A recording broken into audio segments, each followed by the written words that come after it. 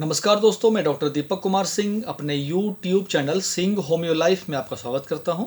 दोस्तों, आज के इस वीडियो में हम बात करने वाले हैं बच्चेदानी में गांठ या रसोली के बारे में, यूटेराइन फाइब्रोइड के बारे में, इसके कारण के बारे में, इसके लक्षण के बारे में और इसके होम्योपैथिक इलाज के बारे में।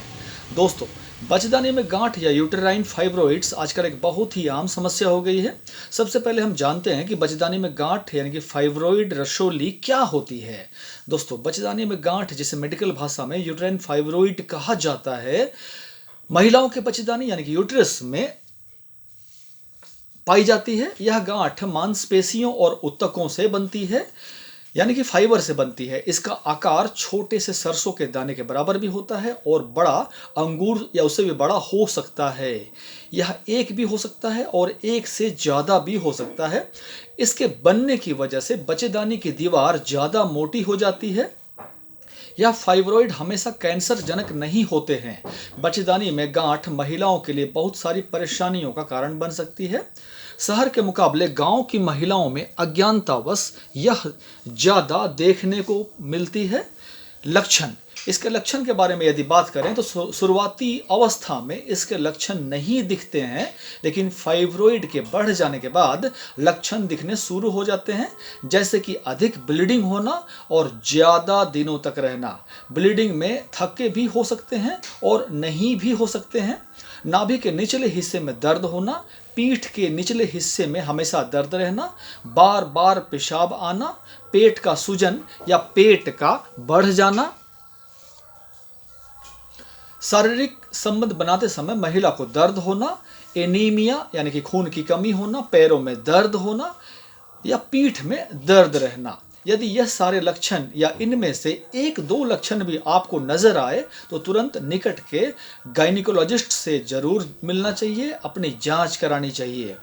बच्चेदानी में फाइब्रोइड के होने की वजह से महिलाओं को मिसकैरेज का भी सामना करना पड़ता है। इस स्थिति में यदि फाइब्रोइड खत्म न हो तो महिला कभी भी मां नहीं बन सकती है। ऐसी स्थिति बन जाती है या बन सकती है। बच्चेदानी में गांठ के कारण, यह गांठें अधिकतर 16 से लेकर 50 वर्ष की आयु की महिलाओं को होती है। जिन स्त्रियों में एस्ट्रोजन हार्मोन अधिक होता है उनमें बच्चेदानी में फाइब्रोइड होने तथा कैंसर होने का खतरा ज्यादा होता है। जब एस्ट्रोजन हार्मोन की मात्रा कम होती जाती है तब फाइब्रोइड्स घटती जाती है। महिलाओं में दो हार्मोन एस्ट्रोजन और प्रोजेस्टेरोन के कारण हर महीने गर्भाशय में एक परत यानी कि यूटेराइन लाइन बनती है, जिसके कारण मासिक या मेंसेस होते हैं।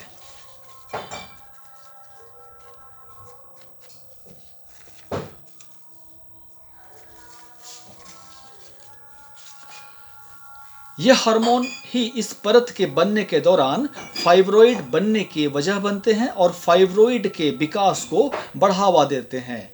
दूसरा कारण, गर्भावस्था के समय एस्ट्रोजन हार्मोन और प्रोजेस्टेरोन हार्मोन का स्राव बढ़ जाता है, इसलिए इस समय भी फाइब्रोइड बनने की संभावना भी बढ़ जाती है।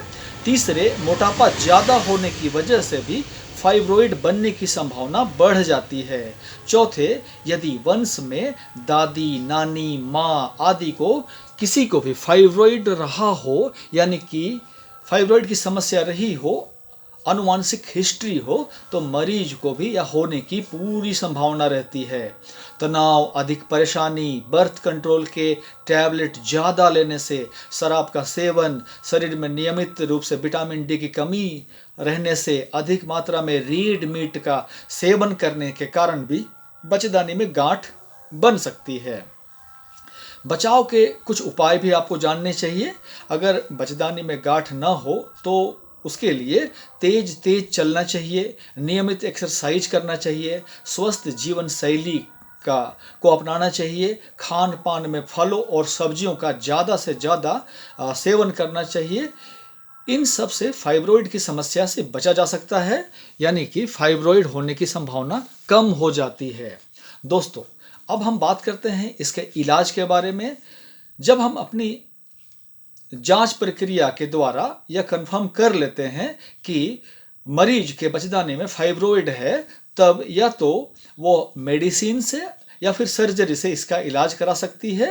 अभी तक यह देखा गया है कि एलोपैथ से यूटेराइन फाइब्रोइड्स का पूर्णतः इलाज नहीं हो पाया है, और सर्जरी तो इसका बढ़िया निदान हो ही नहीं सकती, क्योंकि इससे शायद आगे मां नहीं बन पाने का खतरा भी बन सकता है। यूटेराइन फाइब्रोइड होम्योपैथी में इसका बेहतरीन व सटीक इलाज है। आप 2 माह बिल्कुल सटीक दवाइयों का सेवन अगर आप करते हैं तो 2 माह के बाद पेट का एक अल्ट्रासाउंड कराइए और उसे पुराने अल्ट्रासाउंड के रिपोर्ट से मिलाकर देखिए। यदि फाइब्रोइड छोटा होता जा रहा है तो दवाइयाँ कुछ माह लगातार सेवन करना चाहिए। मेरे क्लिनिक में मैंने आज तक जिन दवाइयों की प्लानिंग से महिलाओं के बच्चेदानी के फाइब्रोइड्स का सफल इलाज किया है वो मैं आपको बताऊंगा, उसके डोजेस भी बताऊंगा।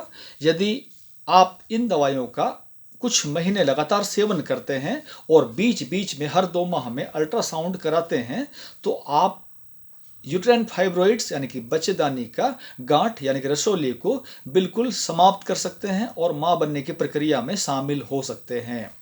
दोस्तों, तो मैं दवाइयों का नाम आपको बताने जा रहा हूं। पहली दवा का नाम है कैलकेरिया कार्ब 30। इस दवा को सुबह में 2 बूंद, दोपहर 2 बूंद और शाम को 2 बूंद आपको लेना है। सीधे जीभ में लें या फिर आधा चम्मच पानी में डालकर पी लें। दूसरी दवाई का नाम है फ्रेक्सिनस अमेरिकाना क्यू। इस दवा को सुबह में 20 बूंद, दोपहर में 20 बूंद और शाम में 20 बूंद आधा कप गर्म पानी में डालकर इसे पीना चाहिए। इसे आप खाली पेट भी पी सकते हैं, खाना खाने के बाद भी पी सकते हैं। तीसरी दवाई का नाम है ऑरम मयूर नेट्रम 3x। सुबह 2 टैबलेट, दोपहर में 2 टैबलेट, शाम में 2 टैबलेट आपको चूस कर खाना है। चौथी दवाई का नाम है कैलकेरिया फ्लोर 6x। इसे भी 4 गोली सुबह में, 4 गोली दोपहर में, 4 गोली शाम में चूस कर खाना है। आप चाहें तो ऑरम मयूर नेट 3x और कैलकेरिया फ्लोर 6x को 2 टैबलेट और 4 टैबलेट मिलाकर एक साथ चूस कर खा सकते हैं। पांचवी दवा का नाम है थूजा 200। रात में इसे 4 बूंद रोज के रोज लेना है। खाना खाने से पहले लें, सीधे जेब में भी ले सकते हैं और आधा चम्मच पानी में डालकर भी पी सकते हैं। थूजा का सेवन जो भी व्यक्ति करता है, महिला करती है, उसे प्याज का सेवन नहीं करना चाहिए। छठी दवा का नाम है सीपिया 200 पावर। इसे सप्ताह में 1 दिन सुबह में 4 बूंद लेना है। और यदि मोटापा है, बहुत ज़्यादा मोटापा है, तो एक दवा का नाम मैं आपको बता रहा हूँ जिसका नाम है बी ट्रीम ड्रॉप्स। यह SBL कंपनी की होती है। इसे 20-20 बूंद 3 बार आधा कप गुनगुना पानी में सेवन करना चाहिए। और साथ ही यदि ब्लीडिंग की समस्या बनी हुई है, थक्के आ रहे हैं, तो आप थलास्पी वर्षा मदर टिंचर का सेवन 5-5 बूंद 3 बार साथ में करें। और यदि ब्लीडिंग नहीं है और थक्का भी नहीं है, ऐसी कोई समस्या नहीं है, तो बाकी की जो दवाइयाँ मैंने आपको बताई हैं सिर्फ उसका ही सेवन करें, नियमित रूप से करें। आपका यूटेराइन फाइब्रोइड्स पक्का ठीक हो जाएगा, समाप्त हो जाएगा, ऐसा मुझे पूरी उम्मीद है, क्योंकि मैंने अपने प्रैक्टिस में यह देखा है। तो दोस्तों, आज के वीडियो में बस इतना ही।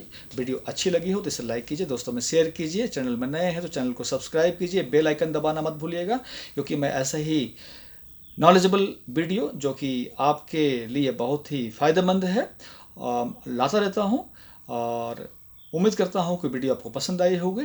तो मैं ऐसे ही नया वीडियो के साथ, नए टॉपिक के साथ बहुत जल्द ही आपको मिलता हूँ। जय हिंद।